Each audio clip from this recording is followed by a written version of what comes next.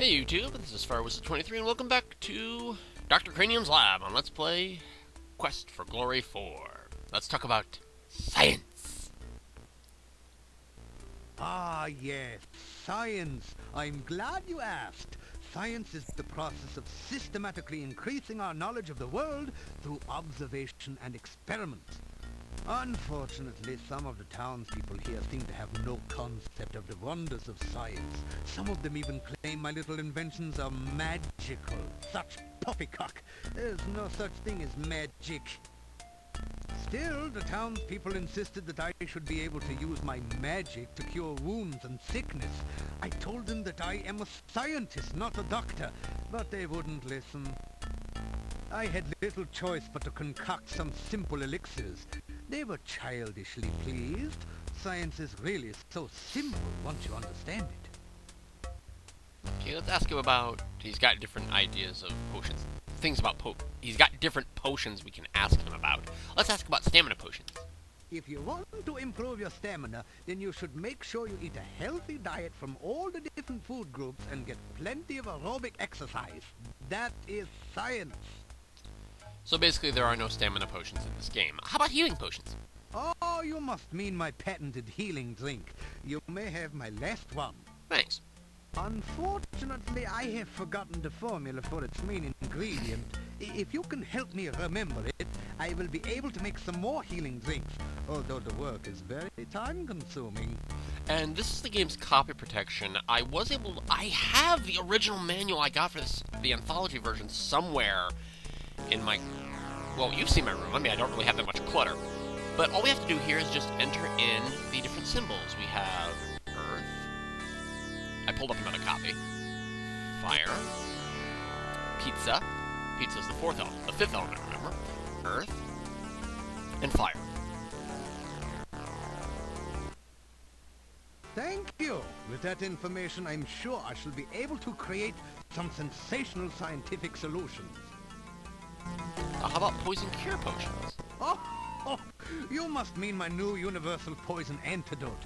You may have this one, but I will need some help with the formula to make more. Also, I am afraid I only have time to make one each day.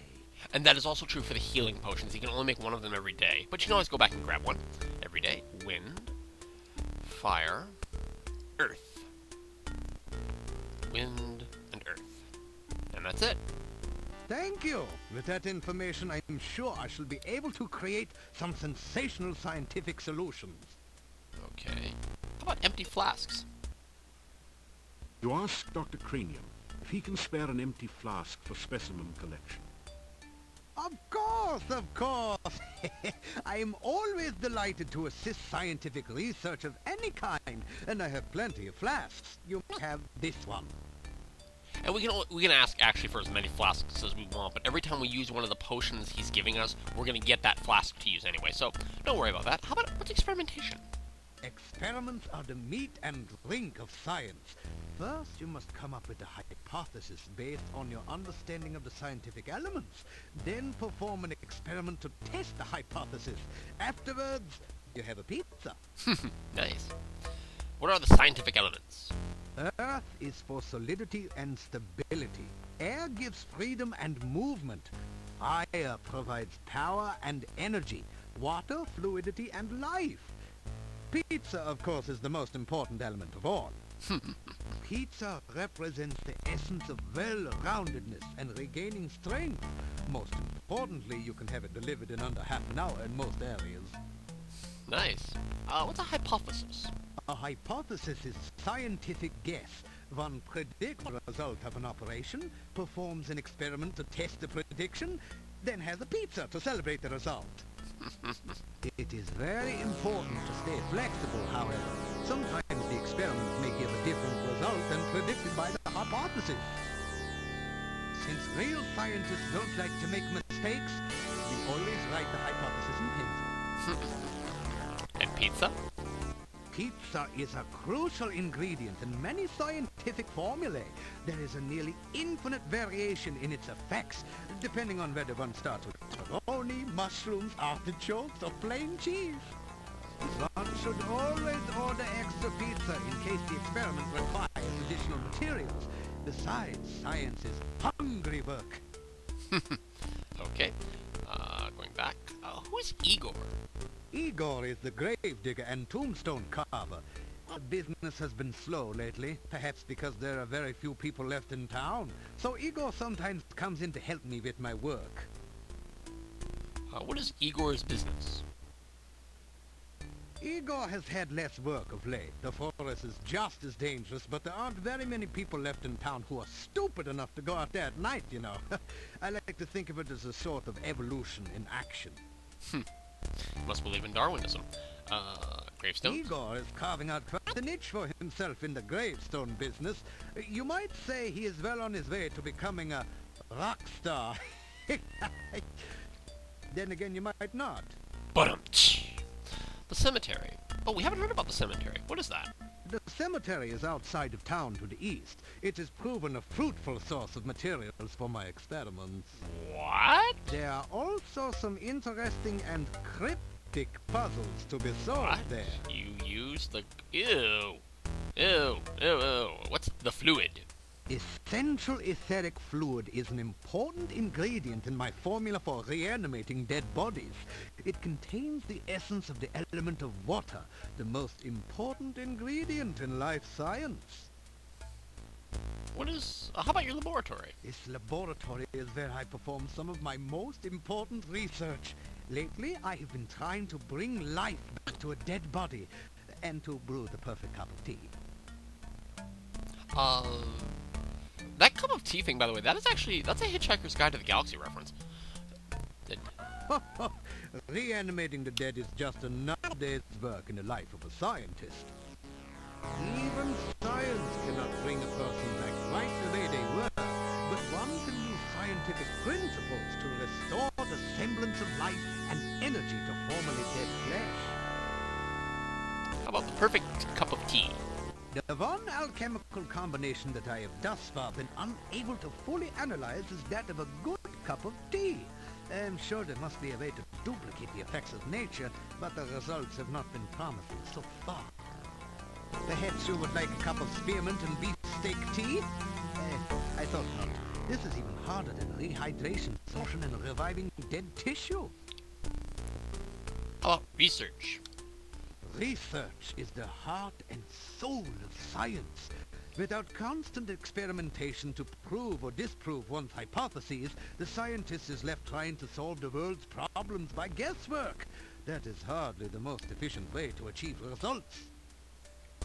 I'm sorry I'm not talking much during their speeches, but I want everyone to hear it, so... How about your lab equipment?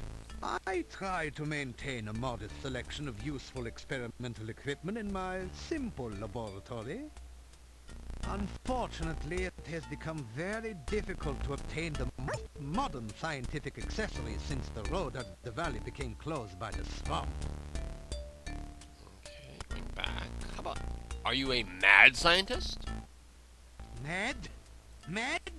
They all call me mad, but what do they know of madness? I am not mad. A bit perturbed about the world situation and how I get so little respect, perhaps, but certainly not mad. Alright. Well, let's bid the doctor farewell. You say goodbye to Dr. Cranium. Please be careful not to break the beakers or crack the flasks on your way out. No problem. See you later, Doc. Come back and visit again. Oh, and if you see Igor, please tell him I still need the fluid. Which, ironically, you can't directly ask Igor for.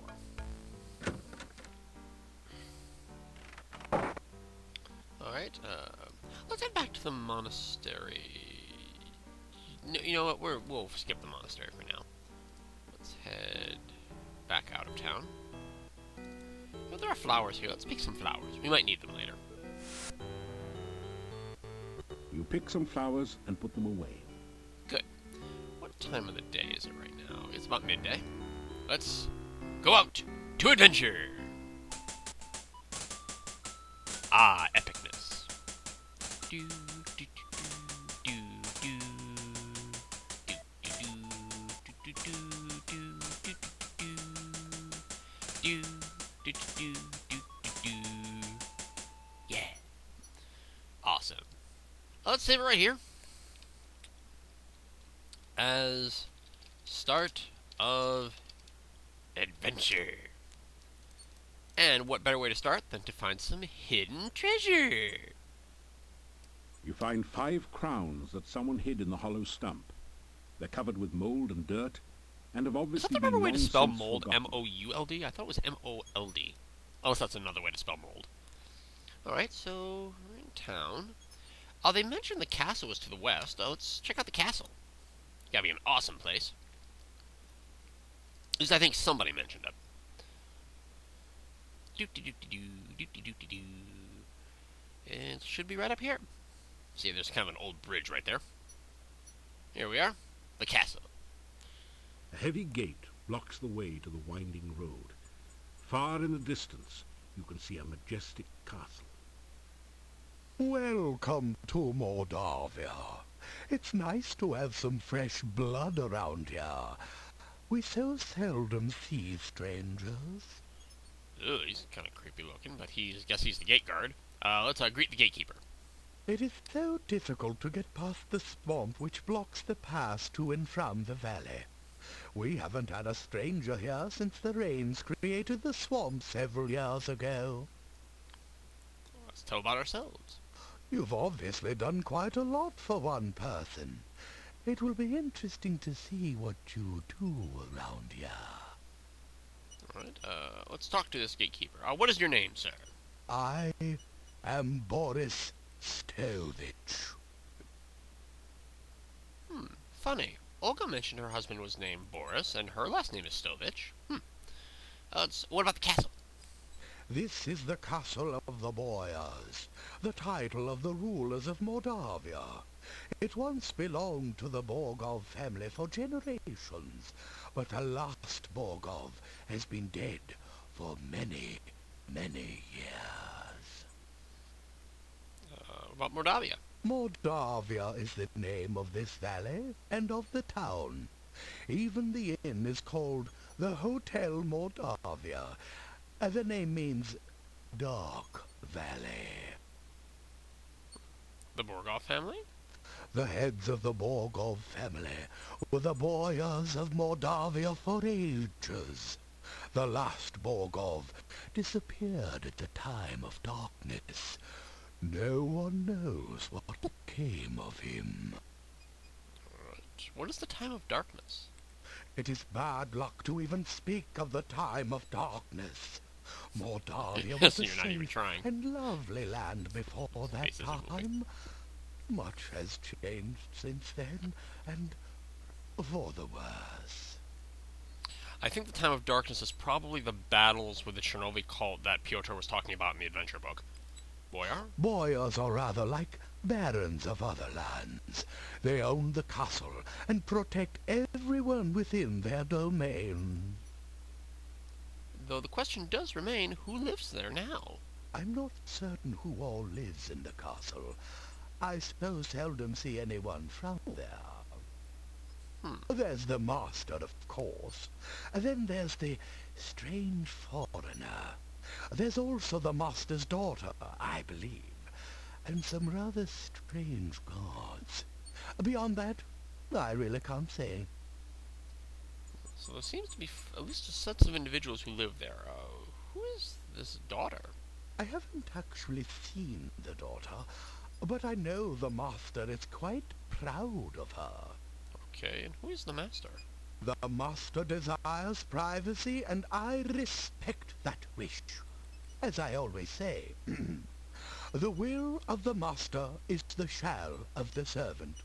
Funny how he makes his little sayings just like Olga does. Who's the foreigner? He is an unpleasant sort, with a short beard and moustache, and a funny hat. He is rude when giving orders, and he has the habit of staring at a person and licking his lips. Most unsavory.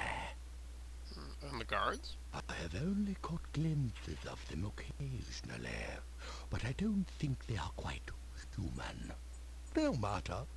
If a man does a good job, then whether he is a man does not matter. Alright. What can you tell me about your... We'll talk about him next time. And let's play Quest for Glory 4 Shadows of Darkness.